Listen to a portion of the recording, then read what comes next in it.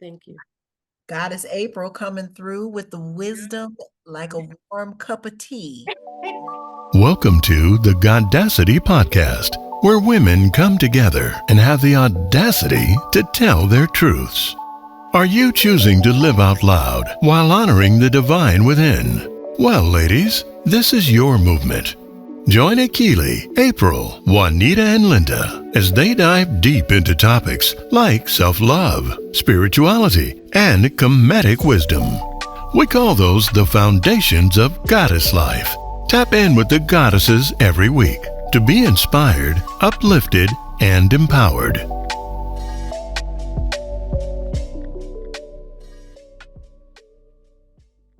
Goddesses, gods, kings, queens, welcome to the Goddess-ity Podcast. I am Goddess April, and I'm here with my co-hosts, Goddess Linda, Goddess Juanita, and last but certainly not least, because we don't get down like that, is Goddess Akili. Oh, how are you beautiful ladies doing today? Wonderful. Super fantastic. Yes, I'm so glad because we need to get into this topic. We're going to continue actually this theme that we've been on and touching on for a few weeks now, which is manifesting self-love and self-care. And today we're going to get into embracing solitude as a way to do that. Okay. So we are going to talk about how we're actually going to touch on the roots of solitude and where all of that stems from. We're going to talk about the spiritual benefits of embracing solitude. We'll get into some practical tools and tips because we don't want to be walking file cabinets just full of information and ain't implementing a thing. Okay, we want results, right? So we're going to talk about that as well. We go back a little bit and look at our ancient African, aka Commission mothers and fathers. We can see how they looked at and implemented solitude into their lives, and then also, how that knowledge eventually went on into other cultures that are more well known today. So, Juanita, can you kick us off by talking to us a little bit about that? Yes, I took some notes today because I wanted to make sure I had some good information. So, as we were talking about the historical and cultural perspectives around solitude, one of the things I want to mention too, just when we're talking about solitude, is solitude does not mean loneliness. That's the first thing I'll talk. It's not the same thing because loneliness is a feeling of being alone, and you can have that feeling in a group of people if you don't feel connected to them. So it's not necessarily when you say solitude, that doesn't mean I'm lonely. Solitude is more like I am taking this time to be alone because I choose to, not because I have to, right? And so if you're looking back in historical, there were several different cultures that kind of practice solitude. One of them is the Mayans. This was the region that was in Mesoamerica. It's today we call Mexico, Guatemala, Belize, Honduras, and El Salvador. And around probably 3,000 to 4,000 years ago, they actually valued solitude, and they looked at it as a means of introspection, like looking within, and also they used it as spiritual connection. They used it for meditation and for what they call vision quest. And if you remember last episode, we talked about the visualizations. And this is what the vision quest was. It was actually creating that vision, seeing things the way you wanted to see them. And also they used it as a community, kind of communing with the gods that they looked up to worship, whether they were gods that represented nature or what they were. Also, if you look into the Indus Valley civilization, the region around the Indus River covering parts of today, which is Pakistan and Northwest India, around 4,000 to 5,000 years ago, there's evidence that they did meditation and introspective to find kind of like we're on this spiritual journey, the same way that we're trying to find out what our purpose is, what are our goals. They did those same things. And as Goddess April mentioned, of course, we cannot leave out Kemet, right? we can't live out them. And probably they have more, I guess you could say, evidence of this, because you can see it on the tombs. You can see it in the different temples and things like that, all the writings of their, how they used kind of like the solitude and the time, and they had different rituals. The priest, one thing I did want to mention about that, the priests there, they had different types of, I guess you say initiates, and some of the things that the initiates had to go through, where they would have to go through periods of being alone and being in seclusion. So this was very, I guess you could say, important to them in understanding, how do I understand who I am, myself? And they found that out, was going within, they found that out.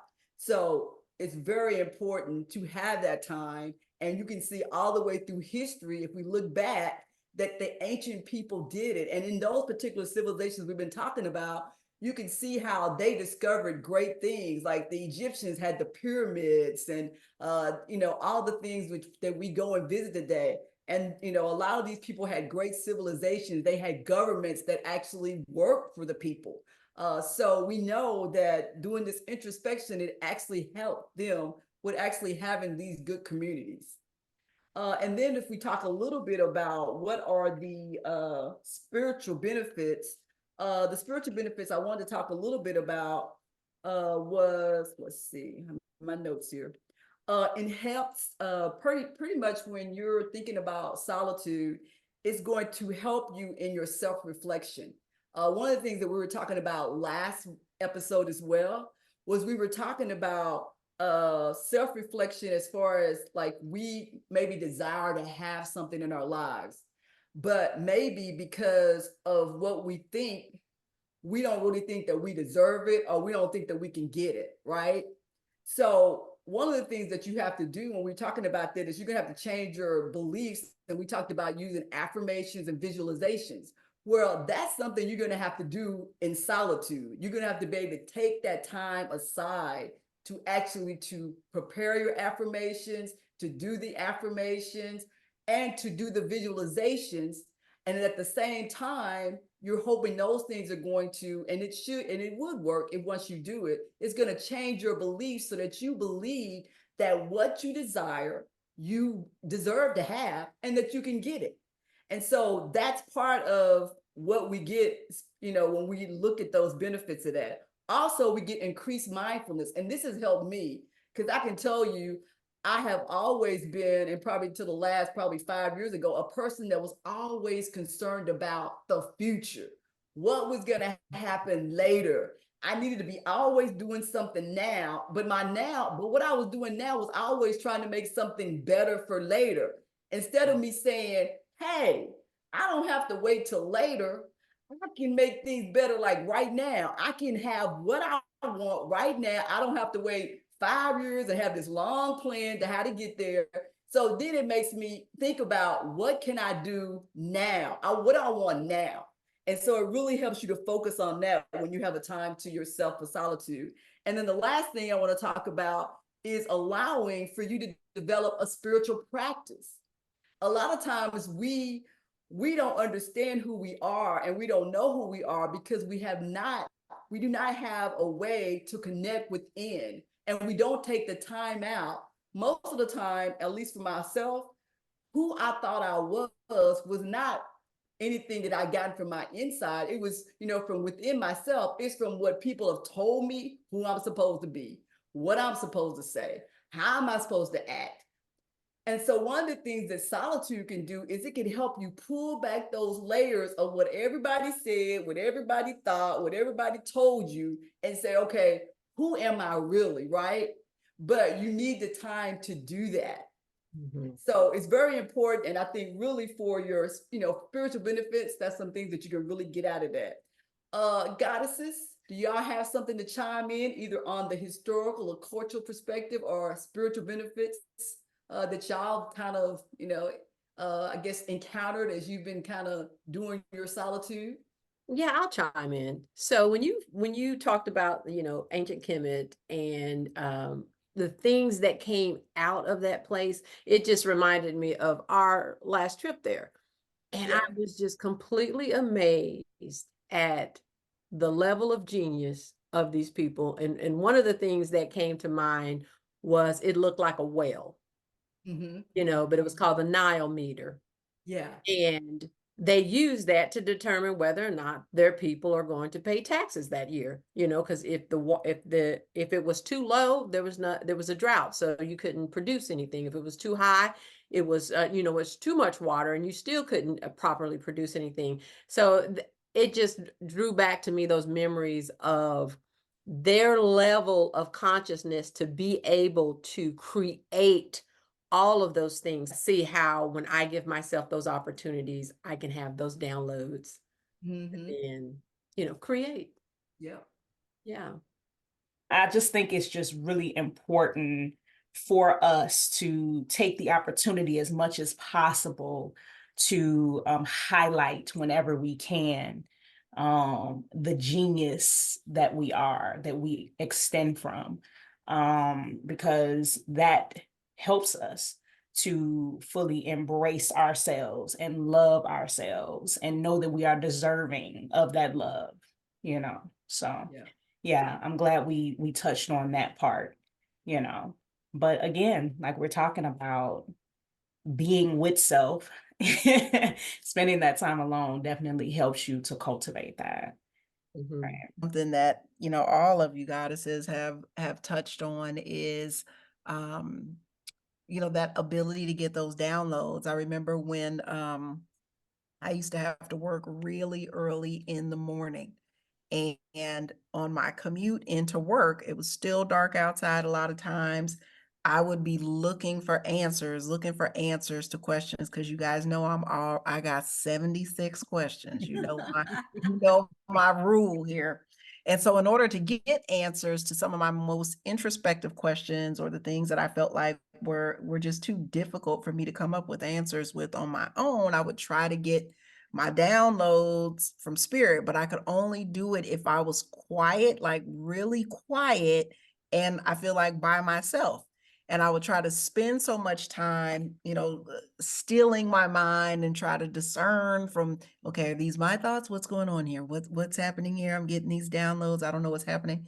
But it was during those times, a lot of time, where I would have, again, just the best concepts, ideas, just different outlooks and inspiration. So being able to spend that time wherever you can get it, because it wasn't something I was able to tap into as much at home. I had smaller children and a husband and somebody always, in my space, I should say. So that driving time was key for me to function a lot of times.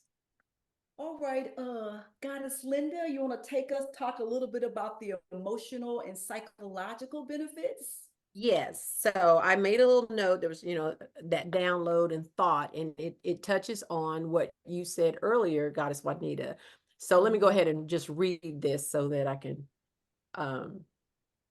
get it out how it came out. Solitude isn't about loneliness, as you said. It's about finding strength in your own company. It's a catalyst for emotional resilience, self-esteem, psychological clarity. By embracing solitude, we learn to navigate our emotions, understand our desires, and set boundaries that honor our well-being. So, as I started thinking about the emotional and psychological benefits of it, let me just go ahead and I will share an example that I consider an example of this. I'm driving, and as I'm driving, every now and then, I'm usually listening to some type of affirmation type of music type of thing along those lines, or something that's going to help me with my growth and development. Even if it's feel good, whatever, the words in that song matter to me because I'm putting that in my psyche. So from time to time, when I'm just feeling unsettled, and I'm like, okay, I'm going on a drive or something. I'm like, just turn the radio off. Just turn your streaming service off. Just turn everything off and just be in silence. So this particular day, I'm driving and I get this feeling of sadness that comes across me. And it has to do with relationships. And I was just like, what is it? Why can't I draw that to me? And in that moment, it was like, boom, you still have his last name. Mm.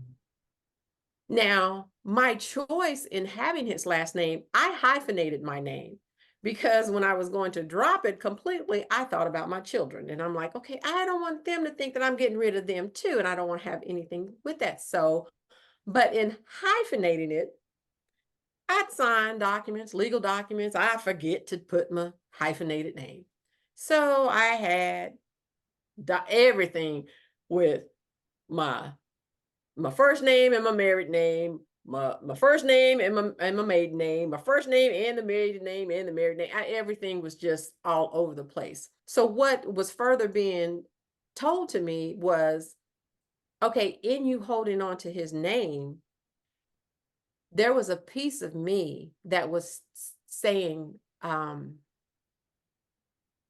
at some point in time, someone did want me. Mm. And in having that realization and being honest with myself, Wow. no matter that I know to this day that divorcing was the right thing for me to do, and having that epiphany, I said, I'll be damned.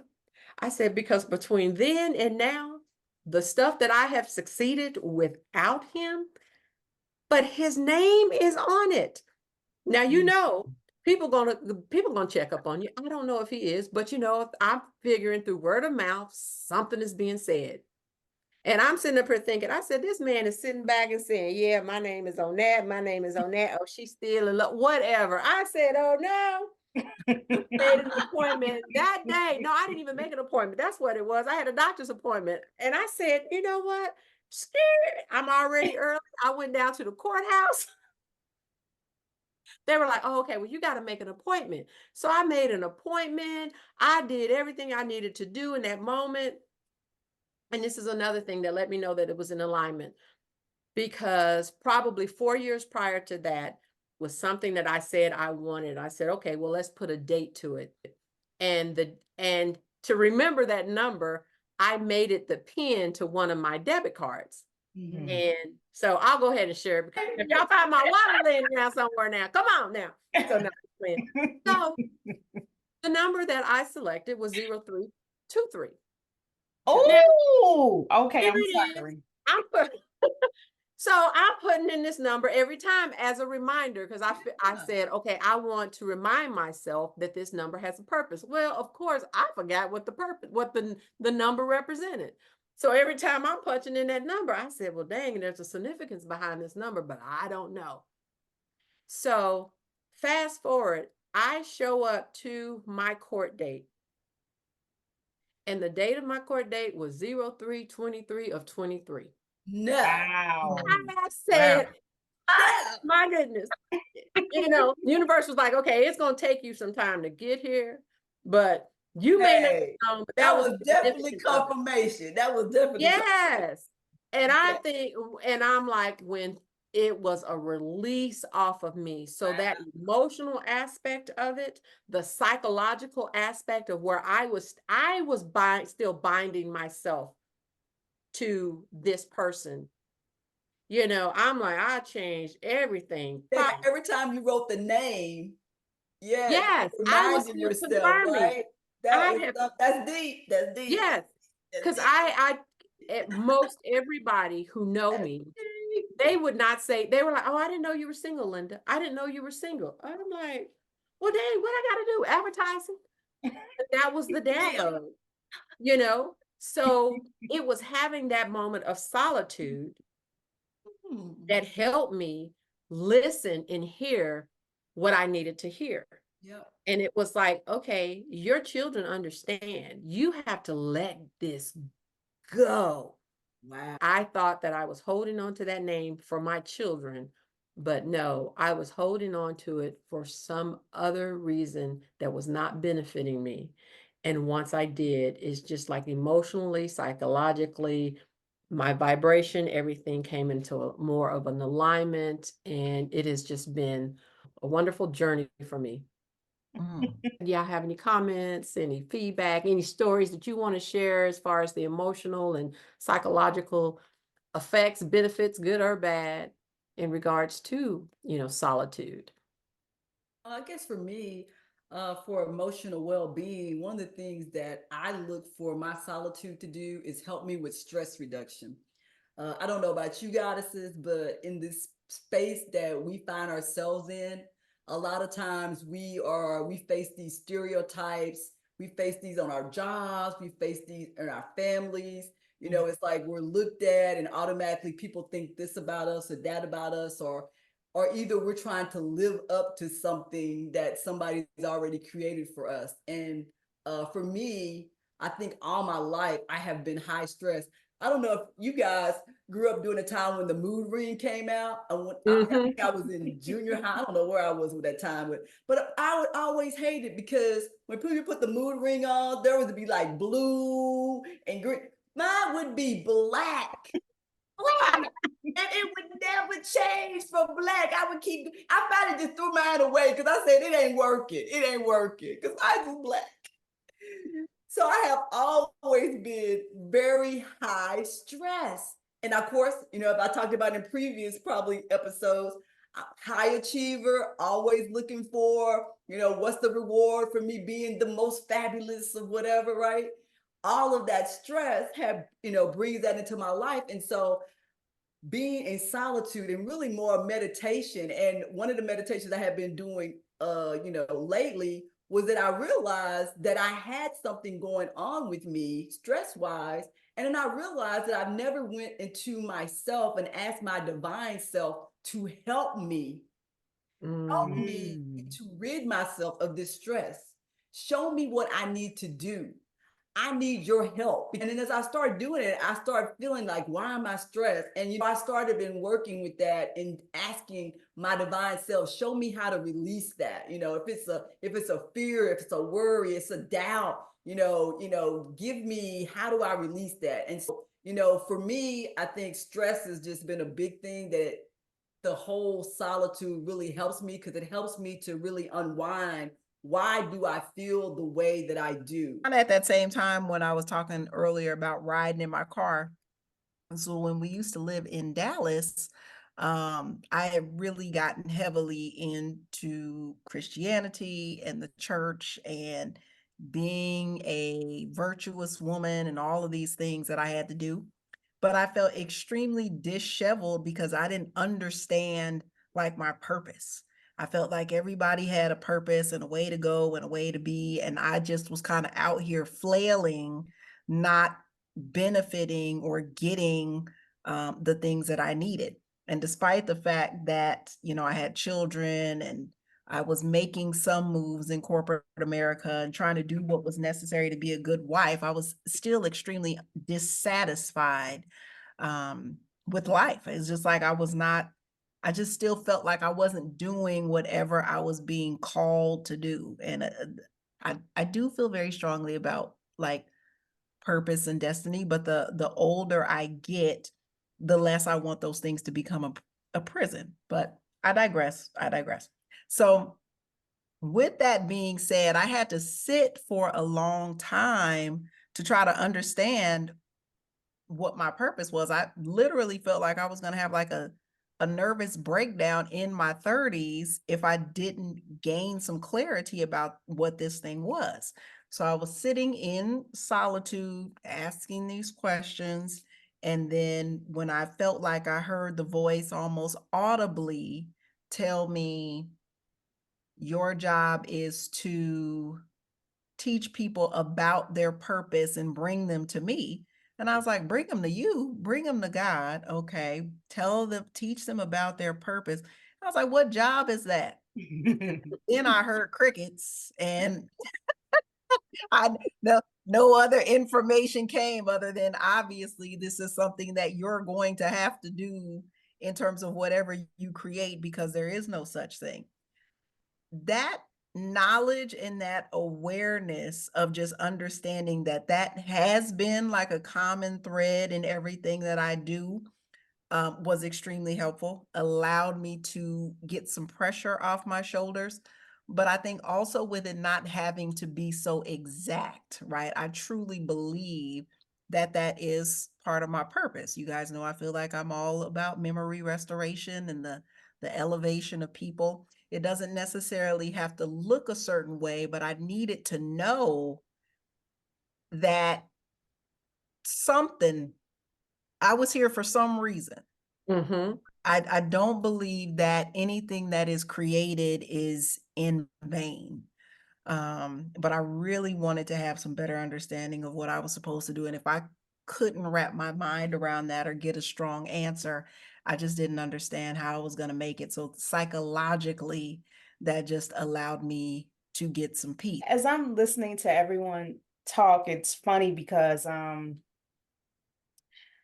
you know, so funny the things that we can tell ourselves, right? And it becomes like the narrative. It becomes what we truly start to believe about ourselves. And one of those things for me has been that I don't spend enough time alone, or I haven't traditionally done so. Like it's always been me and somebody else or a group, right? Whether it's my family, I had children young, like I'm always like I don't have time, or I've struggled with making time, and once I've really embarked on an intentional spiritual journey, I obviously started to, well, not obviously, I started to change that in terms of taking those moments and making those moments. Um, but the narrative still has been that I'm an Aries sun, so I'm very action oriented. I'm do. And and I also I tend to take a lot in also. So even when, like, Linda, you were talking about, you usually are listening to something, like it's like I don't, well, at least this is what I was telling myself. I don't take as many moments of like not having something on, something going. I'm receiving, I'm doing, it's always something, right? I'm either listening to something, I'm reading something, or I'm doing something, right? But the reality is that that's not the truth at all, right? Because I'm in my mind a lot. And one could say that that may not always be a good thing, but the reality is that I am by myself there. Yeah. And so I'm someone who can daydream. I'm someone who can go somewhere and, like, literally I can hear somebody talking to me, but it'll take me a minute, or somebody be like, "Where are you? Where you at? Where did you go?" You understand what I'm saying? Like that happens all the time. Um, so as much as I think taking the time to physically, it is helpful to be by yourself without distractions. I love those moments, trust me. Um, I do have to acknowledge that there is a lot of time that I do take for myself, even when there are other people around. I go there. I go there and I do spend time by myself or spend time with myself because I'm able to disconnect for those moments. And I do it Mm-hmm. throughout the day all the time. You know what I'm Mm-hmm. saying? And so that's something. There are plenty of people who are going to feel that way, that they Yep. don't have the time, or I can't take the time. But you may find, if you really think about it, perhaps you do. Mhm. And do you benefit from those moments? What happens in those moments? For me, that's when I dream. That's when I envision. That's when I go places. That's when I escape. You know what I mean? But I create there. I dream there. You know what I mean? I process there. Goddesses, before we go to the tools and strategies, it was one Yes. more area that I think we probably need to talk about to Mm. solitude, and that's empowerment and independence. Mm. Because I think probably especially for us as Black women, Mhm. uh, it's like for us, I think there's always the need, like you were talking, Goddess April, to be doing, Yeah. doing. And we're almost, I can remember growing up as a child in my house. And I remember as I was being taught to clean, my Saturdays leisure would be, I'm cleaning up the whole house. I cook the meals in the evening. I mean, that's where I was trained because in our house, women did all of these things. My brother, on the other hand, he took out the trash once a week. He mowed the lawn whenever it needed to be cut. I mean, but that didn't happen every day, right? So we Yeah. used to talk to do, and never take out times for ourselves. So to me, it's like when I take time for myself, that's for me. And I'm giving myself permission, right, to take that Yeah. time for myself. And I think a lot of things what we find out is, I know what experiences you guys haven't go in, but it's like I was saying before, a lot about me and who I thought I was not really who I thought I was. It's who I've been taught to believe I am and how I'm supposed to relate to everyone around me. And being able at this point in my life to understand that all those things that people said I was, or all those ways that people said I should act, I don't have to be any of that. I can pull back all those layers and I can go within and I can say, who am I? Who do I want to be? Right. So that right there is empowering to be able to do that. I think another thing is making decisions. You know, a lot of times people kind of tell you that when you make a major decision, like, you know, Linda, you've been talking about, Goddess Linda, a lot of decisions you've been making, retirement, all these type of things, that you need to go consult people, right? But a lot of times I have learned, like, you know, we decided to talk about doing this podcast, us getting together in this goddess circle. I really, besides my husband, because he lives here, so it's kind of hard not to share things with him. Besides him, I didn't tell my close friends, I didn't tell my line sisters, I didn't tell anybody. Why? Because in a way, I felt like, you know how when you have for anybody who have kids, when you have a baby, it's kind of like when you first have that baby, you just keep that baby close with you because you want to nourish it. You want to make sure it's okay. You don't want a lot of people around because you don't want to get impacted by things. Yes. You don't want to come in. And I felt that same thing about this goddess circle. I didn't want no negativity, nobody saying, I don't think that's a good idea. I didn't want none of that. It was just like our little baby that we were birthing, right? And we Mm-hmm. done to come in and mess that up until we were ready to birth it, right? Yes. So to me, it felt like we made that decision. I didn't consult, because most people, when our first came out, they were like, why did you didn't tell me that you was gonna do a podcast? Why didn't you tell me? You didn't say anything. Especially my sister. And I was just like, well, we were just working on it. We was trying to make sure it was what we wanted before we did it and stuff like that. So I just think it gives you so much empowerment and independence when you have those months, that time of solitude, because when you go within yourself, there's nobody there but you. And so what you're getting and what you're receiving is all you, and only you can say, I don't want to listen to it or whatever. But there's nobody like if you tell people, sometimes you have people that are negative. Everything you say is always going to be something bad about it, right? You have those naysayers. Or you might even have people like that, you really can't ever share anything because they always have so much drama, or they always have so much stuff they got to drop on you. So to me, it's like, it just kind of, the solitude gives you an opportunity just to have something for yourself, and you can keep it for yourself forever if you want to, and never share with anybody else if it just wants to be your little thing. You know what I mean? Mm-hmm. So I just wanted to bring out that part about, I think it gives you gives you that power and independence. Yeah, thank you. Thank you for, pausing us and bringing that to our attention, because as I'm listening to you and thinking about the empowerment, and what was the other, empowerment Independence. and independence. Mm-hmm. So, what was coming up for me was, it allows me to just be. Yeah. It allows me to be. And I'm thinking about like the expectations of others, even when they believe it's in my best interest, and it could be in my best interest. I have to find, and I had to find, that I had the ability to make those decisions and those choices myself.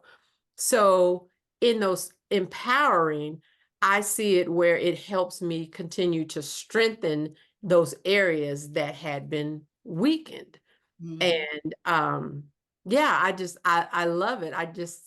I I love the growth that I see within myself, and that awareness of it. It just brings me so much joy. So in this area of solitude, I'm gonna be honest, sometimes I have to tell myself, okay, you still got to connect with people. So come on out. Come on out.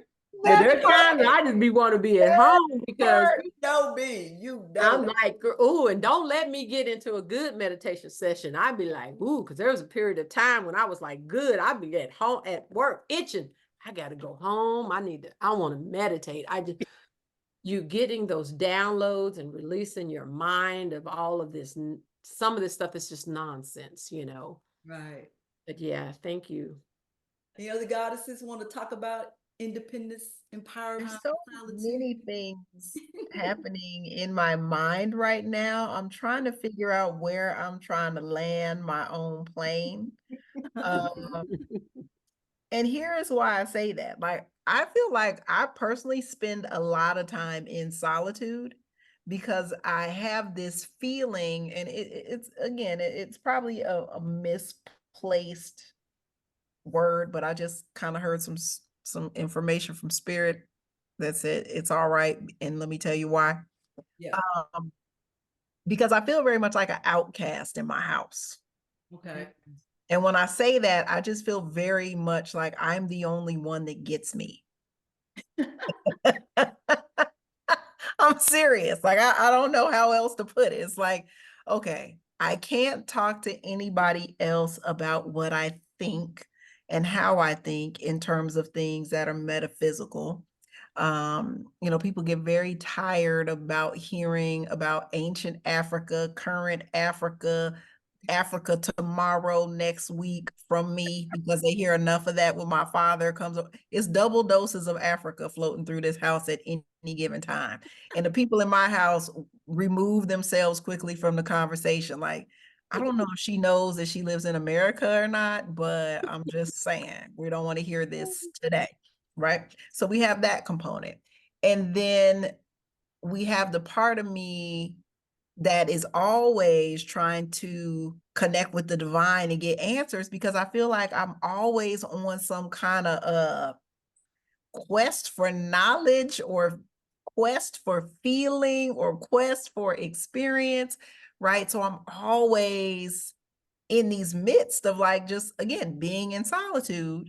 Otherwise I feel like I would go nuts trying to get everybody to understand me. So the download that I got from spirit said everybody in your house feels like they're an outcast a little bit. And I was like, oh, well, that makes it a little better then now, doesn't it? We have that in common. Right, that's right. Oh, okay, good. It's not just me. Everybody kind of feels a little bit misunderstood in here.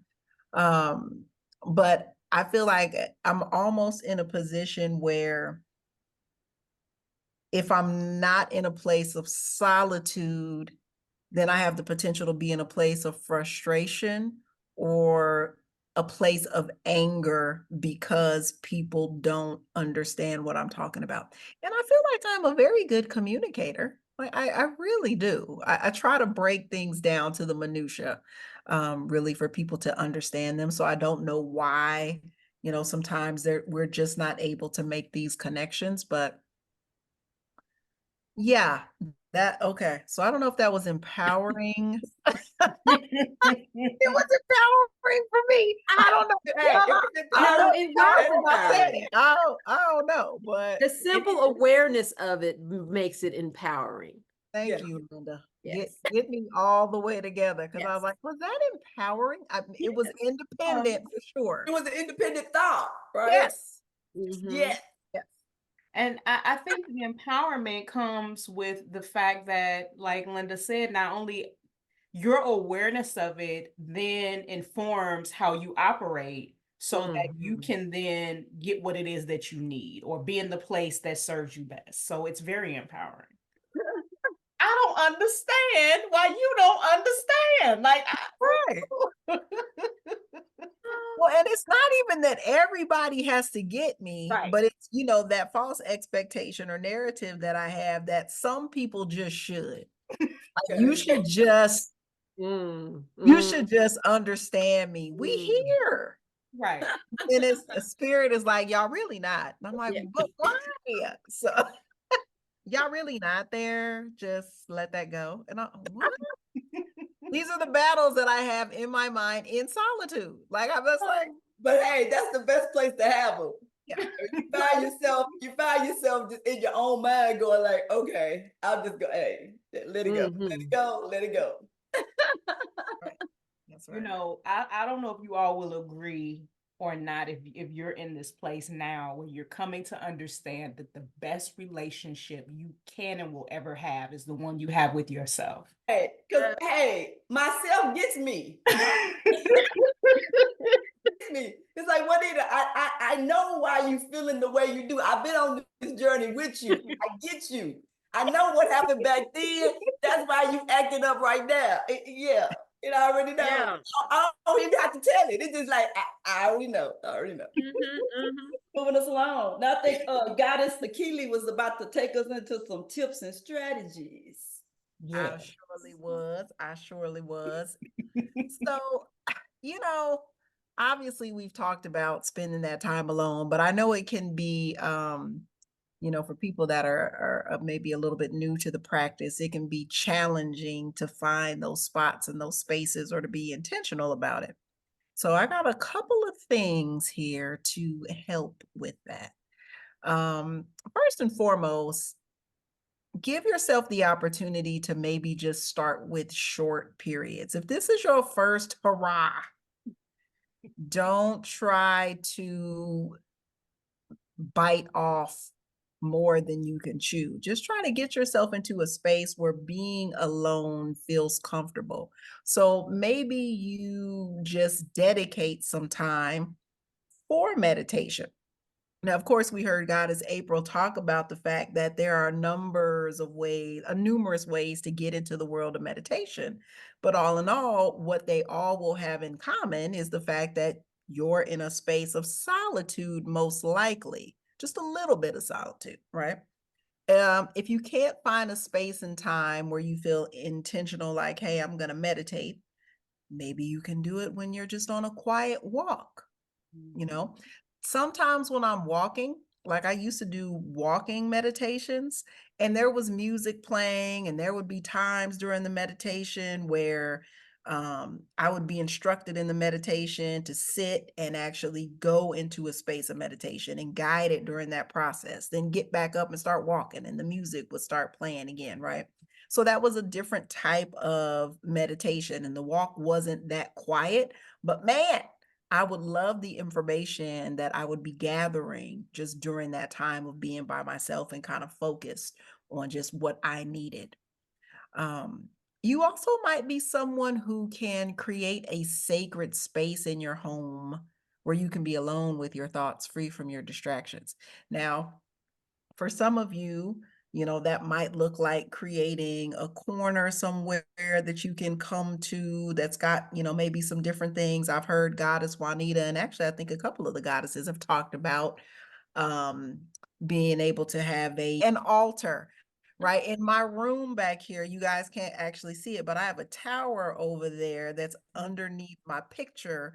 That is a canvas of the 42 laws of Ma'at. And on that particular tower, it's got, my candle on it. It's got my wish box that I put my manifestation checks in. It's got my magic wand on there that's got some rose quartz at the end. It's got my tarot cards, my oracle cards. It's got all kinds of divination tools and different things on it that remind me of my intuition, that remind me of, okay, Keely, you need to take some time for you. It's got my journal on it. It's got, all kinds of just different things on it. So maybe, again, you create a tower. Maybe, like I said, your space just has an area where you can just sit for a moment, and it's got your favorite rug or your favorite pillows, whatever it is. I would put something there that makes you feel good. I would put something there that, makes you feel comfortable. Um, and maybe something that, again, just gives you that space to, um, I guess, have a sense of peace, for lack of a better term. So there's always that process. Now, since we talked about the fact that there is a journal, some of you guys are writers out there. And when we get into the world of intuition, we'll talk about some of the ways that you receive divine instruction or divine knowledge based on the way that you learn. So some of you guys might be a lot more hands-on, or you may learn while you go through the process of writing. So engage in journaling, right? You could be a little more intentional if you'd like and write very specific letters to certain people. Maybe you want to write letters to the divine. Maybe you want to write letters to your ancestors. It's up to you. Maybe you really just want to focus on reflecting, right? Different things that you've just learned about yourself. Maybe you're writing and just asking blind questions, right? And waiting for a response from spirit. Journaling can do so many different things. Like I said, I do think it depends on how you communicate best with the divine, but it can be just such a great place to download what's in your brain and kind of release some of the things that are in your heart, and allow you to have the opportunity to even look back on some things and realize maybe how far you've come in your journey. Because I think that, we're not typically monitoring that in a lot of spaces. We're just kind of moving through life like we talked about. But, how amazing is it, or how amazing would it be for you to be able to look back on answers that you've received or insights that you've been able to attain over time? And then I thought this one was kind of interesting. This whole concept of a digital detox. Now, I know when I wake up in that morning, the first thing I do is put my hand on this nightstand and grab this fresh phone. I mean, it's not 2 minutes. I'm like, what time is it? Why am I in my email? I can't even stop looking at it. I have 10,000 emails that I haven't even read. I don't even know why I'm in the email. It's just a habit. So when we think about the concept of a digital detox and allowing you to disconnect from the noise of the world, right? Whatever that might be for you. Maybe you're not on your phone first thing in the morning, and you're able to really get into your inner thoughts and work with the divine. But throughout the day you get really caught up in things, and now you've been distracted from whatever you were going to do that was going to allow you to get some peace and some things affirmed and some connection, right? We have to be open, I think, to just giving ourselves space. And we are in a very digital world right now where everything is vying for our attention. Everything is a distraction. Even my 16-year-old told me the other day, she's like, I had to change my TikTok feed because it was like too much stuff coming in that was impacting her. Yeah. Right? She said, yeah, and she's aware of it at 16. Like, I don't even think about a feed. I'm just in the feed like, these people are just something else. What is going on here? Right? Like, it just is what it is. But she had to give me a space of awareness, of understanding, because I feel like I can, segment things out and block them out a little different. But she just was like, yeah, let's get that feed changed now. So I love the concept of being able to, again, give yourself some space. And then maybe even if you give yourself an amount of time, like, I'm going to have a digital detox, whatever that looks like for you, for a day. If you come back into it slowly, maybe you do recurate your feed, or maybe you bring things in that are just more aligned with positivity and whatever it is that you want to create. Because the beauty of, the digital world that we're in, you have access to everything. So if you want to make things all positive, all spiritual, all amazing, all about you being able to find peace, you certainly can find ways to do that. But you might need to take a little break. Mhm. Now, there's one more thing that I want to say, because I picked this up from a sister named Stephanie Perry. Oh. Now, y'all know my conversation has been heavily around this move to another continent. I'm very into being energetically aligned with where I live. And Stephanie Perry, I believe, is one of the co-founders, if anybody has heard of her, of Yep. the Exodus Summit. All right, Linda, Yes. Yeah. Yeah, they teach Black women how to like bop around the planet and be digital nomads. And so, you could take very long sabbaticals. They coach you on being able to do that, or you could move abroad or whatever the situation is. Yeah. And when we've been talking about solitude today, one of the things that she brought up was the fact that, she's able to move around the world by being a house sitter. So she house sits all over the world. And she asked Google, how can I travel around the world without spending money? Google told her to become a house sitter. And then she made the decision to go through the process of doing that. But one of the things that she mentioned was the questions that she had to be able to ask herself to get to that space. So when I was thinking about this solitude practice, I thought about, if we're looking at engaging in our journal or writing some questions down to try to gain some insight from being in solitude, here are 4 questions that she brought up. If you are really considering, like I said, going a little deeper, and it kind of echoes some things that we heard in the last episode from Goddess Linda in her magical mystical affirmation recipe. All right. So, so the first question she said, if you are noticing that there's something that you want to do and somebody else is doing that, you want to be able to ask the question, how did they do that? Or if you have the ability to ask them directly, how did you do that? Right. So number one, we don't want to be afraid to be able to network with people and get out of our comfort zones and find out how people are doing things. Because as we spoke about on this episode, we're so programmed to believe things are a certain way that we just don't see that there is another possibility. So that's the first question. How did you do that? The second question is, how do I do this?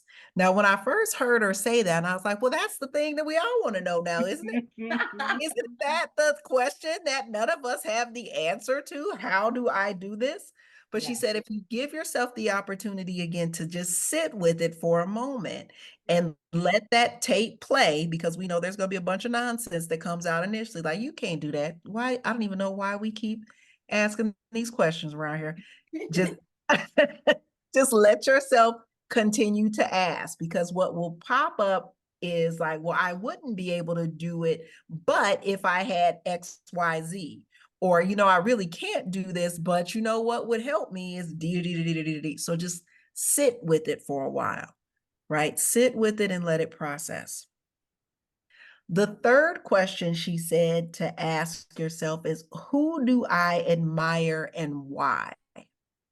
And with this particular question, I thought this was interesting because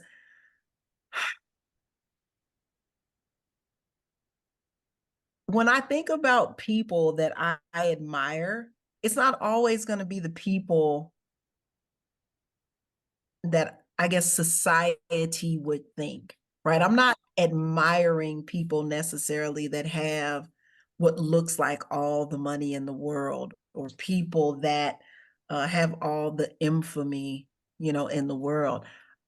I am admiring people who have peace. Like I spent some time today with my brother, my little brother, and his mind about the way the world works at 30 years old, to listen to his view and how he feels about travel and how he's everywhere and his flexibility.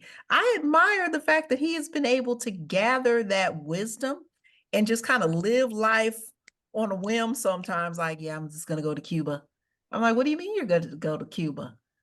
When? This week? Like, he can just up jump the boogie and be out of here. Like, he's amazing to me in that aspect that he can make those moves. Yes, we've got some different circumstances, but his mindset is one that he just embraces opportunities. He kind of lives his life in a space of yes, and anything that is deterring him or anything that creates negativity, he's like, I don't have time for any of that. Like, who has space for that? I'm like, I don't know, but I love these answers. So think about who you admire and why you actually admire those people. Write down those answers. And then the fourth question, and this is the last one, is how can I do that today? How can I do that today? Because it's highly likely what you're admiring about this individual is the feeling that comes from what they're doing, Yes. right? So how is it that you have the ability to experience that feeling today? And a lot of times we just don't even consider the fact that we can get to these feelings in a number of ways. It's not just one way. Again, there's always another possibility, right? Yes. Yeah. So I loved how she framed that in the space of solitude. I love that. And my beautiful sister, Miss Stephanie Perry, Madam, I just want to thank you. So when you talk about, people that you admire, I'm going to add her to my list.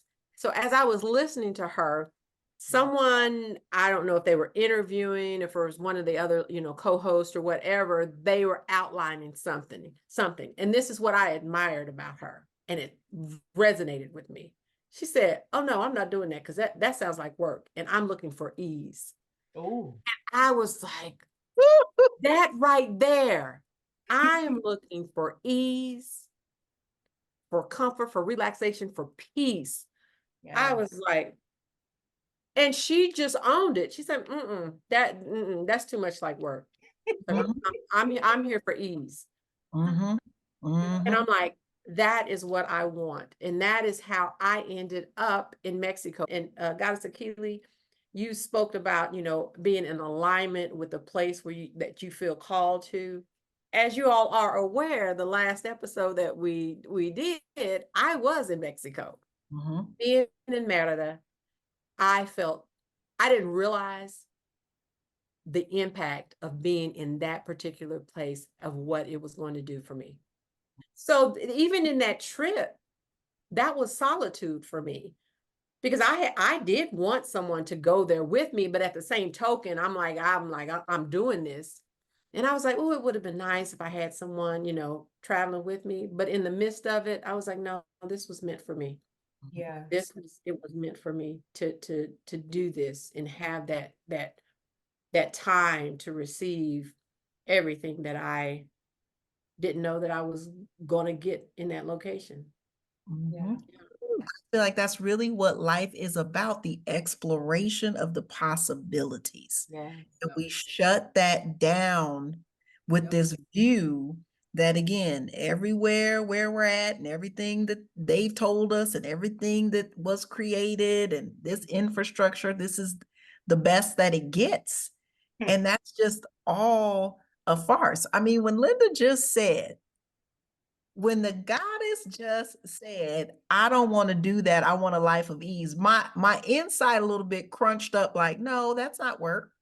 Like immediately it came out like, no, you can't have life too easy. Right? Like it's literally designed. And I feel like for Black women in particular, when I hear those sayings that we are for lack of a better term, I'm sorry, Black women, the mules of the society, because we spend so much time working. Everything we do is designed around working and making everything better. So when I heard somebody in one of the podcasts kind of around Stephanie stuff say, when you evaluate what you want to do for work, you need to consider what could they pay you to get out of bed? What you gonna do for me today that's gonna make me get out of my bed? And I was like, is that a thing we can ask? Yeah. Like, I'm like looking for permission in every part of my being because that's just so far Foreign. away from the possibility of reality. Like it's crazy. In theory. Yes. Theory. Of But the reality that was created for us by someone else. yes. Yeah. Ooh, what you gonna pay me to get out the bed? I love that whole question. Yeah. What say you goddesses as we get ready to get into the wrap up of this? Anything else?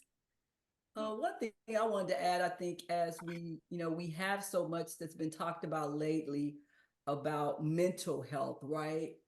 Uh, for all of us. And I think if I think about the solitude thing, it's like the mental health thing, I think, and sometimes like what you're saying is people have these expectations of us, and we take those expectations and we put them on ourselves, and we find out that maybe what somebody wants us to be, that's not who we really want to be. So we fight and we struggle with trying to live up to other people's expectations of ourselves because we have let other people define who we are and we don't know ourselves.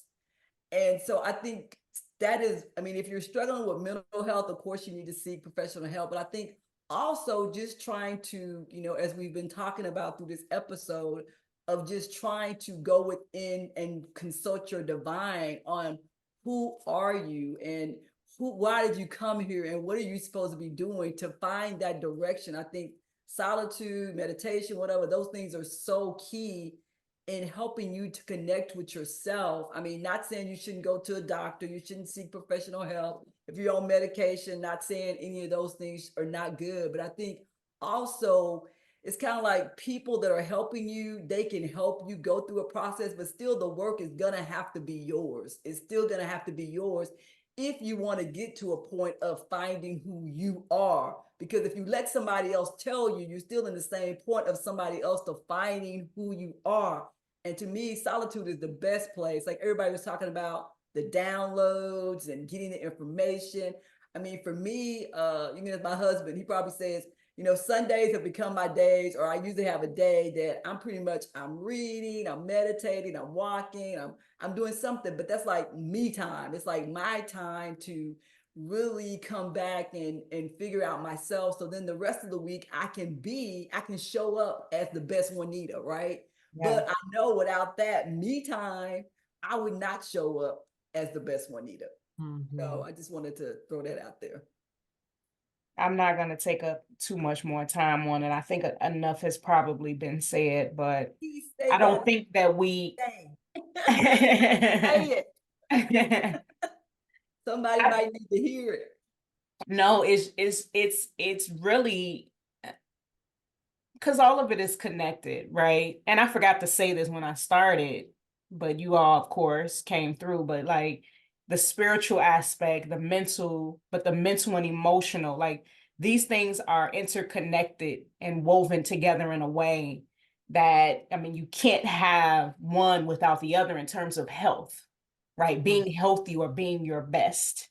And so I don't even think that, and I'm sure this is not the first time this has been said, but we just really don't think about how these outside thoughts and ways of doing and being, and even like with Juanita saying the stress, right? We don't understand just how much the internal conflict it causes, the angst it causes when, and we don't really understand that that's what it is. The reason why you feel uncomfortable, the reason why you feel this anxiety, the reason why you feel depressed and stressed and all of these things is that there's a disconnect between what it is that you desire for you,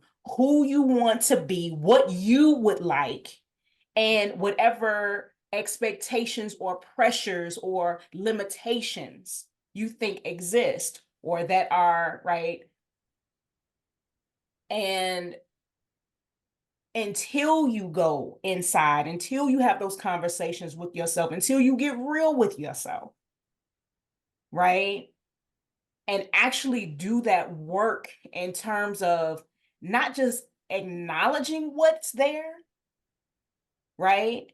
But like these questions that Goddess-ity you just gave us, are really good questions, because how do you then make them happen?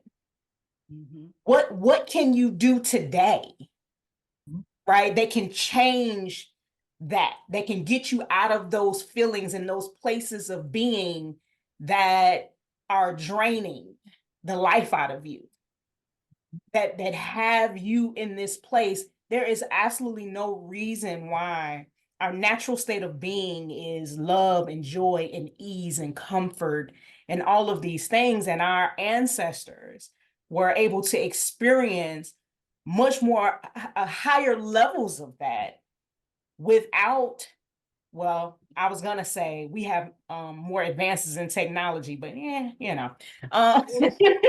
that's debatable. No, You're but right. Yeah. you know,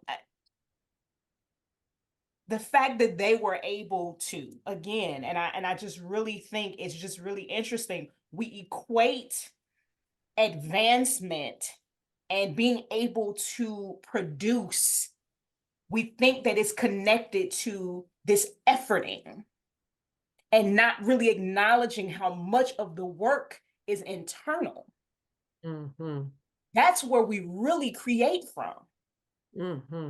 That's what manifesting is all about. It's about understanding that the work is from here. But if you don't have the right internal environment, there's no way you're going to realize. There's no way those things are going to actualize. It's just not going to happen.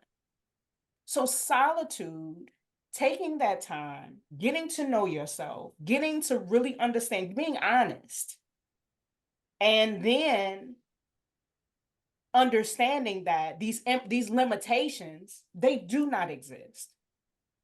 Anything literally is possible. Right? And like Achille, what you're saying, it's less about the thing and more about the feeling. Because maybe you don't have to go across the world to feel the way that you want to feel. And that doesn't mean you can't go. And that doesn't mean you don't plan to go. That doesn't mean you don't do the things to get there. But what can you do right now to feel the way that you want to feel when you think about going there? Yeah. And just think how much healthier, right? I mean, just think how much healthier that state of being is. Man. Thank you. Goddess April coming through with the wisdom like a warm cup of tea. Well, if there's nothing else that anyone wants to add, any other tips or advice or anything that's just on your heart, I must say that as usual, this has been a wonderful, maybe it is. I love that cup of tea. It's been everything that it's needed to be in this moment. So I always appreciate you goddesses. And we also want to thank anyone that is watching, whenever you are watching. Hopefully, this episode on solitude and getting to learn a little bit more about it, or looking at it and thinking about it in different ways and all the benefits, and hopefully some practical tools and tips that you can use have been helpful. Right. But we are looking forward to continuing this series on self-love and self-care. So please stay tuned. Please, y'all start commenting, interact with us. We want to know what you're thinking. We want to know what you feel, what comes up for you. We want to engage. We don't want this to be a one-way conversation. So by all means, please comment. Please like this video and any other that you watch. Let's have a beautiful equal energy exchange here. It helps us a lot when you like the videos. And then definitely subscribe if you feel like you've benefited from this podcast, and share with anyone who you think might be uplifted and encouraged and enlightened as well. So with that, we fully encourage you to